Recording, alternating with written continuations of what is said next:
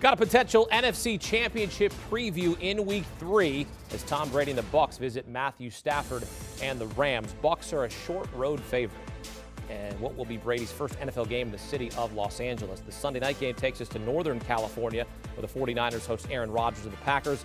Rodgers a perfect 7-0 in primetime games since the start of last season. Back here with Vegas insider Todd Fuhrman and Bryant McFadden. Start in L.A. The reigning Super Bowl champs are a 1-point favorite. Total is 55 and a hook. Bucs are the first team in NFL history to score 30 points in 9 straight wins. Both the Bucs and Rams have gone over the total in their first 2 games. Todd, you picking a side or eyeing the total? I'm going to go to the total, Akeem, and I'm not going to try and be the smartest guy in the room by any stretch of the imagination and claim we're going to see a repeat performance of that 27-24 game these teams played a season ago. I'm going over the total here, and the reason why, I think the blueprint is out about how you need to go about attacking this Tampa defense. We saw it in the season opener. The Dallas Cowboys threw on more than 75% of their offensive snaps with Dak Prescott and experienced a ton of success picking on Tampa's secondary. The problem for Tampa is that secondary is even more banged up now with no Sean Murphy bunting, no JPP to bring a little bit of pressure off the edge. And I think Sean McVay, knowing that Darrell Henderson, a long shot to play, and Sony Michel, not the kind of guy that you want to give it to 15 to 20 times, will be more than comfortable to get Cooper Kupp and Robert Woods involved. That tandem has gone for more than 500 yards combined in the last 2 meetings. Meanwhile, on the other side, I think this Rams defense, there's a little bit of noise in their numbers. They forced a grand total of 3 punts through the first 2 games. Everyone wants to talk about the goal line stands last weekend against the Colts, but that was inept play calling, in my opinion, from Indianapolis. I think Tampa, with Tom Brady feeling confident, you mentioned how dynamic they've been offensively. Well, in this 10-game winning streak, Brady's averaging more than 300 yards per game, a 31-6 touchdown-to-interception ratio. I think we're talking about a good old-fashioned track meet at SoFi. I'm going over the total.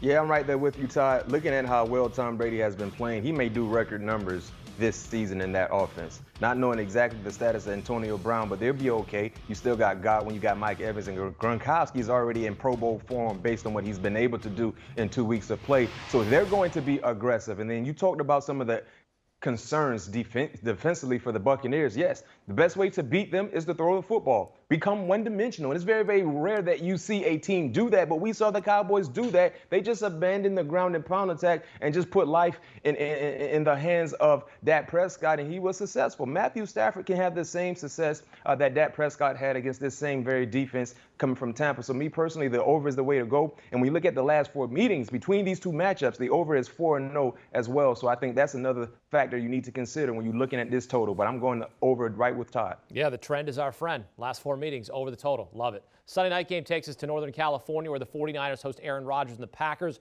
Rodgers a perfect 7-0 straight up in primetime games since the start of last season. San Francisco a 3-point favorite, totals 50, and there's a trend here as well with primetime overs before the Thursday night game went under between Carolina and Houston because Houston can't score. Primetime's overs were 6-0. Todd, you going back to the well here? I am, and it doesn't have a ton to do with that primetime over trend you mentioned, Akeem. It's the simple fact that I think both of these offenses have huge matchup advantages in their favor against the opposing defenses. And we can start with San Francisco, who it looks by all accounts is going to have Trey Sermon as their number 1 back. We'll finally get to see the rookie out of Ohio State get showcased in a lead role. This is a Green Bay defense that struggled against a physically imposing ground game in the past. And when you look at what Green Bay has defensively, other than Jair Alexander in the secondary, there's nothing to get you excited about this group's ability to stop opposing passing attacks. So if they have neutralized Deebo Samuel, look for George Kittle and maybe Brandon Ayuk to have a breakout performance here. Meanwhile, on the other side, this is a San Francisco defense that's reeling. Sure, you have guys out there, but Javon Kinlaw, anything but 100%. Dre Greenlaw out. You look at a secondary that's been a mash unit to start the season. And I think this is where Aaron Rodgers and Devontae Adams can absolutely feast. 2 Northern California guys. The one concern is along that Green Bay offensive line. But as long as they can protect Aaron, I think we're talking about both teams comfortably into the high 20s. The team with the ball last gets the victory.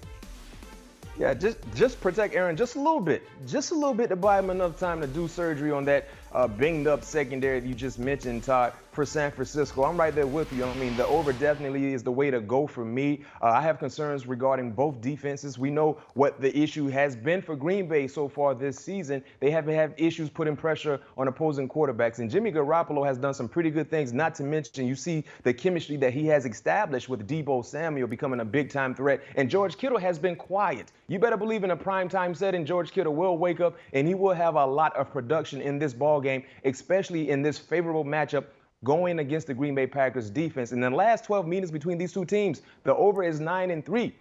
Hakeem, what was it you just said? Trend. The trend is your friend. Yep. In this situation, when money is on the line, you have to go with the trend and make sure it's your best friend. So me personally, I'm right there with Todd. Once again, I'm taking the over.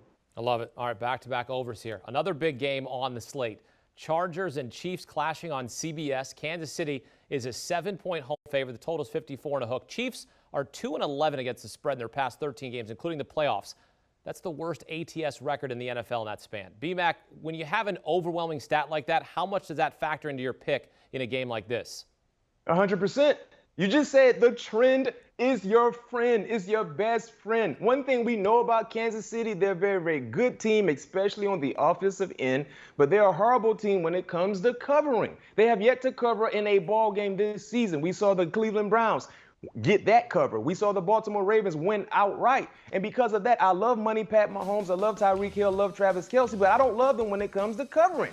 They have been a bad ball club, not to mention the Chargers have always been known to play the Chiefs pretty tough. It's not about just winning the ball game, but when it comes to covering, they've done a real good job in covering, especially in Kansas City. I mean, the Chargers are 4-1-1 ATS in their last 6 meetings in Kansas City. That's another trend that should be your friend. So because of that, I got to ride with the Los Angeles Chargers and Justin Herbert being able to cover this 7 points. I'm giving you boys another sports betting cliche here, and this one's going to be streaks are made to be broken. And what do I mean by streaks here? It's the futility that BMAC referenced with Kansas City and their inability to cover numbers. A team that hasn't won a regular season game by more than 7 points, dating all the way back before Week 10 a season ago. But I think this is the kind of matchup on the heels of a loss on Sunday Night Football that will get the Kansas City Chiefs right at the betting window. When you look at the Chargers so far this season, they've made 10 trips into the red zone. They've come away with a grand total of 3 touchdowns. That doesn't cut it when you're trying to match Patrick Mahomes score for score. The other thing about it, I know Kansas City has struggled immensely against ground attacks. Baltimore and when you look at Baltimore and Cleveland, those two teams are going to make a lot of opposing run defenses really struggle. I don't think the Chargers can be that physically imposing with some of the injuries they're dealing with on that offensive line. I think if you get the Chargers in a known passing situations, that's how this Chiefs team is built to kind of feast in that back end. And I really believe this is a Kansas City team with a ton of weapons. They're going to have to go in a different direction, though. Travis Kelce's a guy I think that'll struggle with Derwin James on him, but I think everybody else rises to the occasion, and Kansas City finally breaks through with a double-digit victory. All right, now let's get your very best ATS wager for Week 3. Todd, what are you most confident in? I'm going to back the Washington football team, catching 7.5 on the road against Buffalo. I know Washington's defense has really struggled in 2 games this season, and you could tack on a third game given how they performed in the wild card situation against the Tampa Bay Buccaneers. But you've had extra time to prepare, a little bit of self-scouting, and Ron Rivera has called out his stop unit since that 40-39 victory or whatever the final score was against the New York Giants back on Thursday night. I look at Taylor Heinicke, and he's provided a stabilizing influence under center as well. I think this Washington offense doesn't get nearly enough credit. But for me, guys, this boils down to some of the issues going on with Buffalo. On the offensive line, we've seen Josh Allen's accuracy decline nearly 10 points through the first 2 games. I'm not sure Washington has enough to win this game outright, but this is a massive price tag and an overreaction to Buffalo's 35-0 win against Miami. I'll take the Washington football team here with those generous points.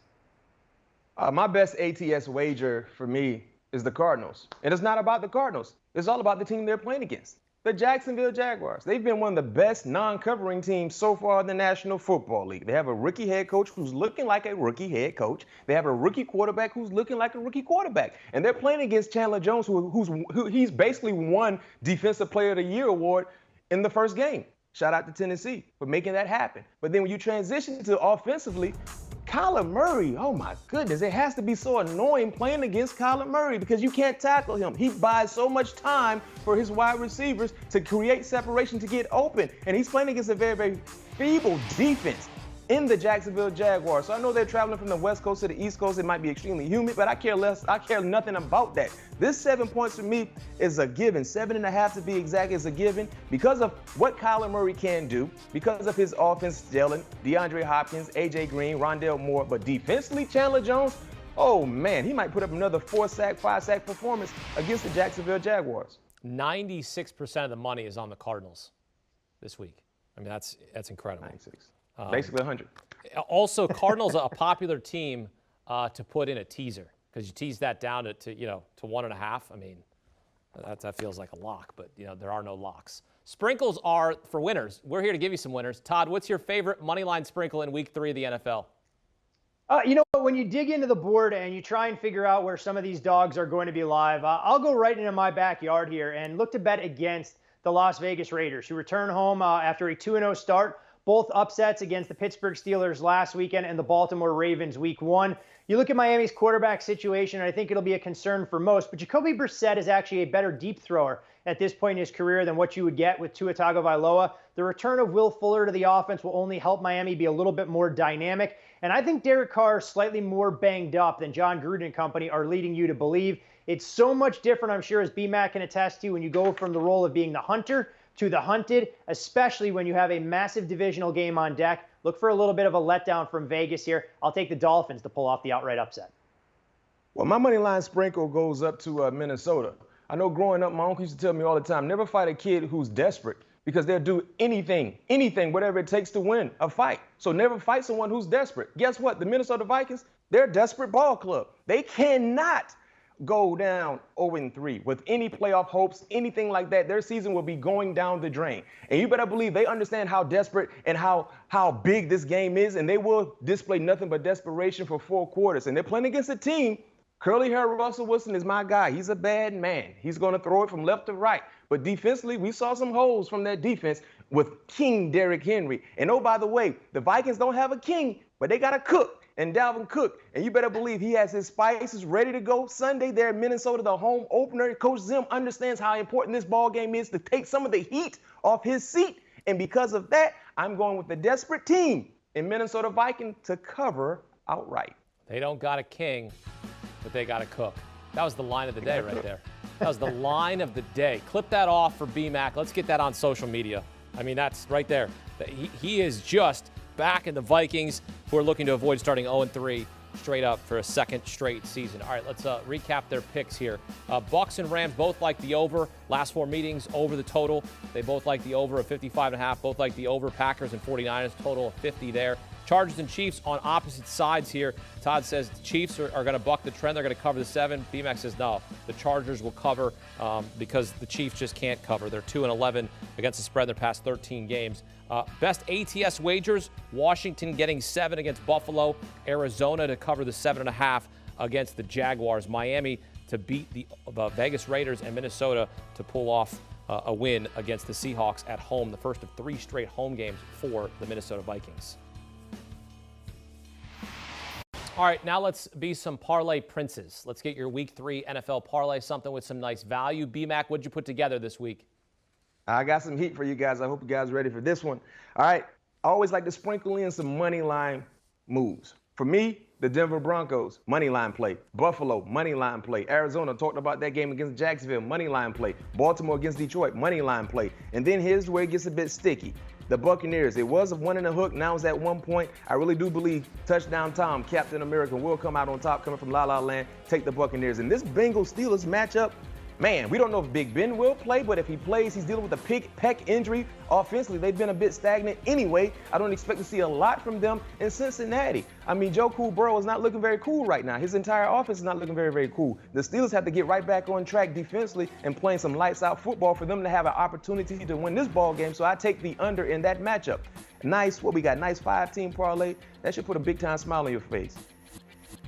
You know, BMAC, one of the legs that I have in my parlay, you called your best bet, so it makes me feel a heck of a lot better backing the Vikings here on the money line in a must-win situation for a team that I think was pretty unfortunate to start the year 2-0. I'm still not convinced that Dalvin Cook actually fumbled in overtime against the Cincinnati Bengals, and Greg Joseph he's going to make that field goal 80% of the time that came up wide against the Arizona Cardinals. So I look for Minnesota to play a complete game in front of their home fans and win outright against the Seahawks. The Atlanta Falcons, I just don't think the Giants should be favored over anyone. I know Atlanta's been a bit of a dumpster fire through Arthur Smith's first 2 games, but the one thing you can count on for the Giants, you bet them when they go out on the road, and you bet against them when they play in their own building. So I'll take the Falcons on the money line. And the only way I know how to go into the weekend is by trolling some of my coworkers. And I think, BMAC, this is the perfect way to do so. You like the under, which I agree with in Cincinnati and Pittsburgh. But you know what? I'm just going to take Joe Burrow and company to go into the Steel City and win outright. I think that pec injury for Big Ben is a lot bigger issue than they're letting on. And I have some real concerns about the Steelers' offensive consistency or lack thereof. Bengals pull off a big divisional win. They win outright at Heinz Field. I love that. Right there. Right there, B-Mac. Yes. Why do you love it, Hakeem? Because anytime another team beats the Steelers, I like it. We haven't even played the Browns yet. We have no beef with the Browns. That's fine. But anytime he likes, like, let me get a Bengals win. But by the way, just to be clear, I'm not as confident as the Browns beating the Bears this week. I'm just telling you, it's a tricky, sticky week here. So I'm just trying to figure out why you got beef with the Steelers. You know what? I'm gonna get you some wine to go with your beef. That's what I'm gonna do. Get you some wine to go with your beef. I like, but why would I like the Steelers? Why? It's a bitter rivalry. Ohio State doesn't like Michigan. I mean, Pittsburgh doesn't like Cleveland. Hakeem, let's be honest, though. To BMAC's credit, up until the playoff win last year, hasn't been much of a rivalry. You're right. When one team wins games about 85% of the time. You're so right. we got a long way to go in terms of call it a two-way rivalry. Exactly. Here. That's why I'm not gloating at all. I'm just saying I don't like Pittsburgh Steelers. I respect them. I respect them, BMAC. I don't like them. I'm allowed to have that. I respect them. Okay. I just don't like them. But I like your picks. All right. Let's just take a look back at the parlay.